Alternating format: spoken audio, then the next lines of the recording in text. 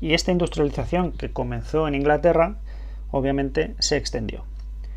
¿A qué lugares se extendió? Pues fundamentalmente a los que estaban más cercanos de las Islas Británicas. Esta primera gran oleada de industrialización, que serán los 10 años siguientes a la industrialización plena del norte de Inglaterra, en los años 50 del siglo XIX, se va a extender a los lugares más cercanos, fundamentalmente a Bélgica, algunas zonas del norte de Francia, alguna zona de Alemania, de los Países Bajos, y así poco a poco se irá extendiendo por toda Europa.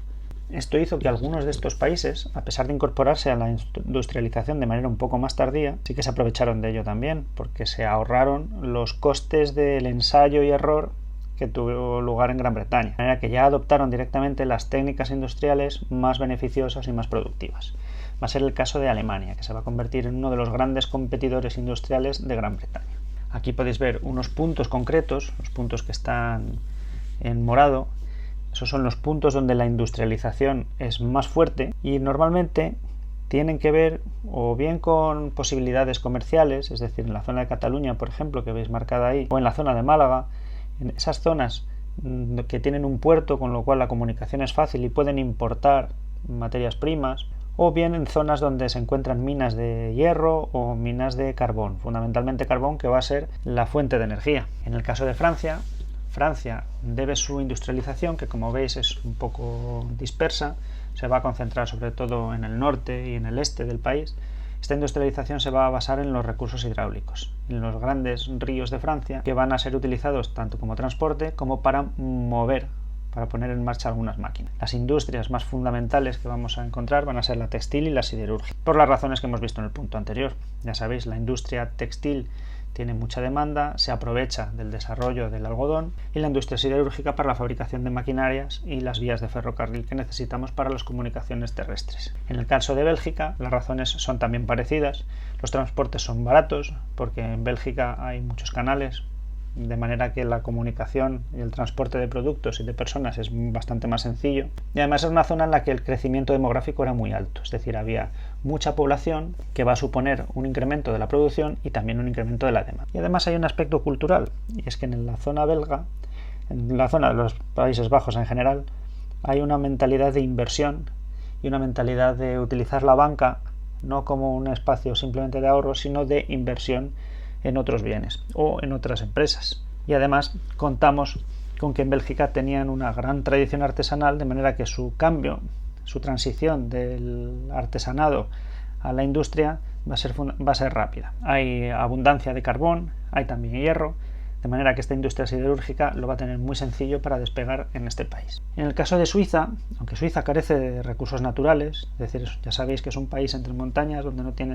especiales recursos naturales, sí que tiene unos trabajadores muy especializados. De manera que Suiza se especializa en la producción textil, en una industria textil y en la relojería, es decir, bienes de consumo muy necesarios o muy exclusivos que son muy elaborados y por lo tanto muy caros. Hoy en día Suiza sigue siendo un referente de la fabricación de relojes. Y además otra característica que mantiene Suiza hoy en día es la inversión de la banca.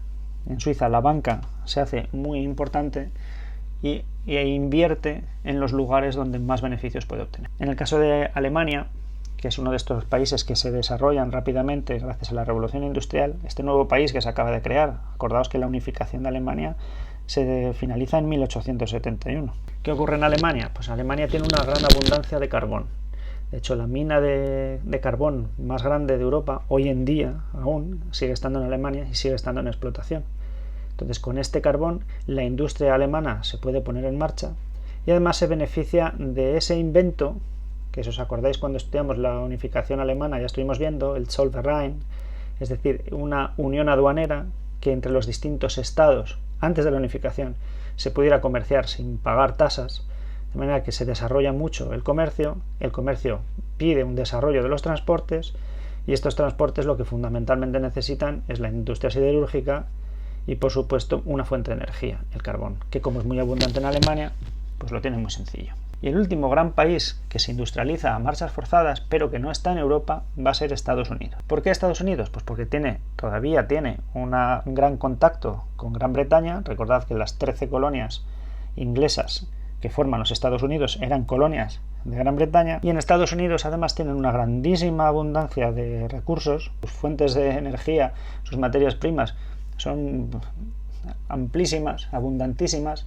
Es un país enorme, que toda la parte del oeste está aún sin colonizar, está sin incorporar a los Estados Unidos. Acordaos que los Estados Unidos son esas 13 excolonias del este que dan al Atlántico, pero toda la parte oeste está virgen prácticamente. De manera que Estados Unidos necesita mecanizarse muy rápidamente porque no tiene mucha población comparado con la gran cantidad de territorio que tiene, de manera que se beneficia, por un lado, de toda esa inmigración. Como necesita esos trabajadores vienen de Europa, todos esos trabajadores del campo, que ya no son necesarios en Gran Bretaña, no son necesarios en Bélgica, ni en Alemania, ni en Francia, porque el campo se ha mecanizado. Todos esos trabajadores emigran, y emigran donde sí son necesarios. Por ejemplo, en Estados Unidos. En Estados Unidos son necesarios esos inmigrantes a su vez, pues ya sabéis el efecto que tienen.